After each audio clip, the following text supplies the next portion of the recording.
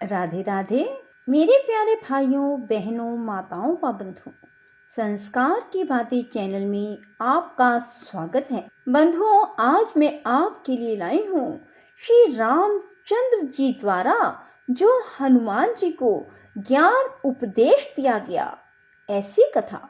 बंधुओं, इस कथा को रोजाना सुने। यदि आप श्री रामचंद्र जी द्वारा हनुमान जी को ज्ञान उपदेश देने की इस कथा को सुनते हैं तो भगवान श्री राम और हनुमान जी की कृपा आप पर सदा के लिए बनी रहेगी। बंधुओं, आपके जीवन में किसी प्रकार की कोई समस्या ना आएगी। बंधुओं, यदि आपने हमारे चैनल को अब तक सब्सक्राइब नहीं किया तो जरूर करें और बेल आइकन दबाना ना भूलें ताकि आपको हमारी आने वाली सभी वीडियोस की जानकारी सबसे पहले हो सके। बंधुओं, वीडियो को पूरी सुने। सुनने के बाद कमेंट बॉक्स में जय हनुमान जय श्री राम जरूर लिखें। बोलो सियावर रामचंद्र भगवान की जय, पवन पुत्र हनुमान की जय। सूत जी कहते हैं, सब कर्म करने वाले श्री रामचंद्र जी के द्वारा उस शिवलिंग की प्रतिष्ठा हो जाने पर पवन पुत्र हनुमान जी एक उत्तम शिवलिंग लेकर आ पहुंचे। आकर उन्होंने दशरथ नंदन वीरवर श्री रामचंद्र जी को प्रणाम किया। फिर क्रमशः सीता, लक्ष्मण, सुग्रीव को भी मस्तक झुकाया। हनुमान जी ने देखा रघुनाथ जी सीता जी के बनाए हुए बालुकामय शिवलिंग का मुनियों के साथ पूजन कर रहे हैं। तब वे खिन्न होकर बोले, भगवान, कैलाश पहुंचने पर वहां मुझे भगवान शंकर का दर्शन नहीं हुआ। तब मैंने तपस्या द्वारा उन्हें प्रसन्न किया और उनकी कृपा से शिवलिंग प्राप्त होने पर मैं तुरंत यहाँ लौट आया हूँ। तब तक आपने दूसरे ही बालुका में शिवलिंग की स्थापना कर ली और अब मुनियों, देवताओं और गंधर्वों के साथ उसी की पूजा करते हैं। मैं जो कैलाश पर्वत से इस शिवलिंग को लेकर आया सो व्यर्थ ही हुआ। अब मैं इस शिवलिंग को क्या करूं?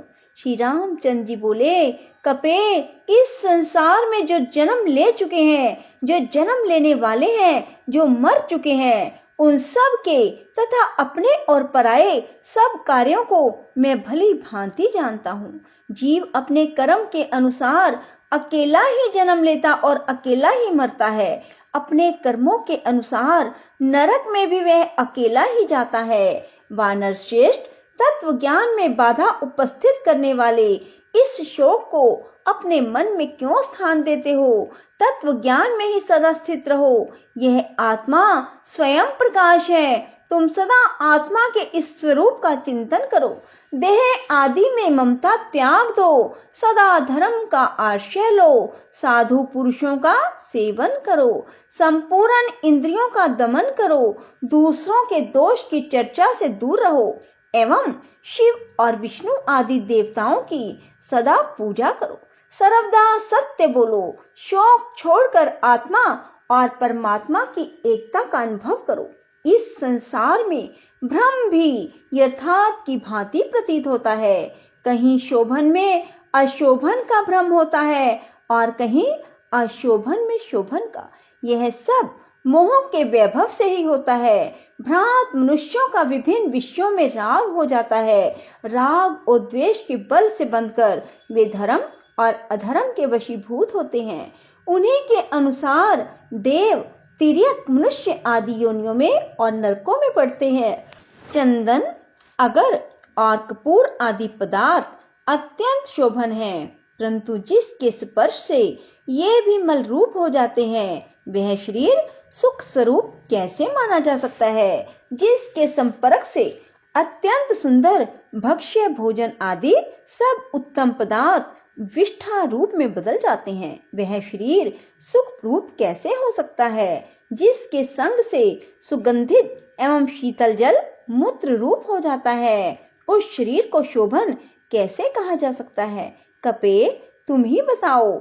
जिसके संसर्ग में आने पर अत्यंत सफेद एवं धुले हुए वस्त्र भी पसीने आदि के लगने से मैले हो जाते हैं, वह शरीर कैसे शोभन माना जा सकता है? वायुनंदन, मुझसे परमात्मा की बात सुनो। यह संसार एक गड्ढे के समान है, इसमें कुछ भी सुख नहीं। यहाँ पहले तो जीव का जन्म होता है, इसके बाद उसकी बाल्य अवस्था रहती है, फिर वह जवान होता है, उसके बाद वह बुढ़ापा भोगता है, तदंतर मृत्यु को प्राप्त होता है और मृत्यु के बाद पुनः जन्म का कष्ट भोगता है। इस प्रकार अज्ञान के प्रभाव से ही मनुष्य दुख पाता है और अज्ञान की निवृत्ति हो जाने पर उसे उत्तम सुख की प्राप्ति होती है। अज्ञान की निवृत्ति ज्ञान से ही होती है, कर्म से नहीं। ज्ञान पर ब्रह्म परमात्मा का नाम है। वेदांत वाक्य के श्रवण और मनन से जो ज्ञान होता है वह विरक्त पुरुष को ही होता है, दूसरे को नहीं। श्रेष्ठ अधिकारी को गुरुदेव की कृपा से भी ज्ञान हो जाता है, यह सत्य है। मनुष्य के हृदय में जो कामनाएं हैं वे सब की सब जब छूट जाती हैं तब वह जीवन मुक्त होकर इसी जीवन में परब्रह्म का साक्षात्कार कर लेता है। क्रूर काल जागते, सोते, खाते और ठहरते समय सदैव ही इस जीव को अपनी ओर खींचता रहता है। संग्रह का अंत विनाश है, अधिक ऊंचे चढ़ने का अंत नीचे गिरना है। संयोग का अंत वियोग और जीवन का अंत मरण है।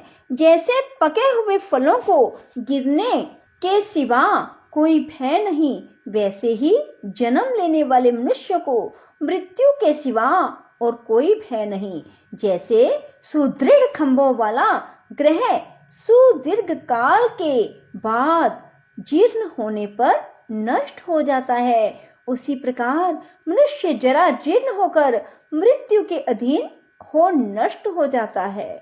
दिन और रात बीतते चले जा रहे हैं, इसमें मनुष्यों की आयु नष्ट होती है। इस दशा में तुम अपनी आत्मा के लिए शोक करो, दूसरी किसी बात के लिए क्यों शोक करते हो? कपीश्वर, कोई खड़ा हो या दौड़ता हो, उसकी आयु का प्रतिक्षण नाश हो रहा है। मृत्यु साथ साथ चलती है, साथ ही बैठती है और दूर देश में साथ साथ जाकर पुनः साथ ही लौट आती है। शरीर में झुर्रियां पड़ गई, सिर के बाल सफेद हो गए, वृद्ध अवस्था एवं दमा और खांसी से देह शिथिल हो जाती है। कपीश्रेष्ठ, जैसे समुद्र में बहते हुए दो काट एक दूसरे से मिलकर फिर विलग हो जाते हैं, उसी प्रकार काल योग से मनुष्यों का एक दूसरे के साथ संयोग और वियोग होता है। इसी प्रकार स्त्री, पुत्र, भाई, क्षेत्र और धन, ये सभी कुछ काल के लिए एकत्र होते हैं और फिर अन्यत्र चले जाते हैं। जैसे कोई पथिक राह चलते हुए किसी दूसरे पथिक से कहता है, ठहरिए, मैं भी आपके साथ चलूंगा, और इस प्रकार दोनों कुछ काल तक साथ हो जाते हैं और फिर अलग अलग चले जाते हैं। कपे, इसी प्रकार स्त्री और पुत्र आदि का समागम नश्वर है। शरीर के उत्पन्न होने के साथ ही निश्चय ही मृत्यु भी उत्पन्न होती है। इस अवश्यम भावी मृत्यु को टालने का कोई उपाय नहीं है। बस इस शरीर का अंत हो जाने पर देह अभिमानी जीव अपने कर्म की गति के अनुसार दूसरा शरीर धारण कर लेता है। वानर प्राणियों का सदा एक स्थान पर निवास नहीं होता। अपने अपने कर्मवश सभी जीव एक दूसरे से विलग हो जाते हैं। कपीश्रेष्ठ, जीवों के शरीर जिस प्रकार उत्पन्न होते और नष्ट हो जाते हैं, उसी प्रकार आत्मा का जन्म और मरण नहीं होता। अंजना नंदन, तुम शोक रहित अद्वैत ज्ञानमय सत्स्वरूप निर्मल पर ब्रह्म परमात्मा का दिन रात चिंतन करो। ऐसी दृष्टि होने पर तुम्हारा किया हुआ प्रत्येक कर्म मेरा किया हुआ है और मेरा किया हुआ प्रत्येक कर्म तुम्हारा किया हुआ है। इसलिए कपे, मैंने जो शिवलिंग की स्थापना की है वह तुमने ही की है, ऐसा समझना चाहिए। शिवलिंग स्थापन का पुण्य काल बीता जा रहा था, इसलिए मैंने सीता जी के बनाए हुए बालुका में शिवलिंग को यहाँ स्थापित किया।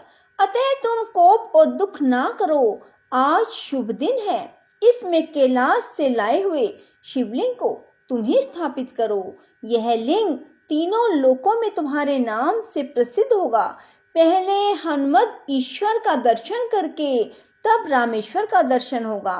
कपेल, तुमने ब्रह्म राक्षसों के समुदाय का वध किया है, इसलिए अपने नाम से शिवलिंग की स्थापना करने पर तुम उस पाप से छूट सकोगे। यह हनुमान नामक शिवलिंग साक्षात भगवान शिव का दिया हुआ है।